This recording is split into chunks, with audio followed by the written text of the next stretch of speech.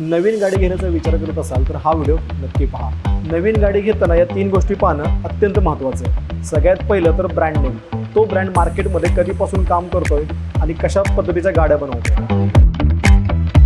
जसं की TVS Motors 1978 पासून गाड्या बनवतोय आणि आता तर स्पोर्ट बाईक असू द्या, कम्युटर असू द्या किंवा इलेक्ट्रिक व्हेकल असू द्या, कोणत्याही टाईपच्या गाडीमध्ये क्वालिटी कंट्रोल कसा आणायचा आणि कन्सिस्टन्सी कशी ठेवायची हे TVS कडून शिकावं। ब्रँड नेम फिक्स झाल्यानंतर तुमचं प्राइस ब्रॅकेट ठरवा आणि त्या प्राइस ब्रॅकेटमध्ये तुमच्या युसेज प्रमाणे आणि तुमच्या रायडिंग स्टाईल प्रमाणे तुमच्या गाडीचा टाईप ठरवा।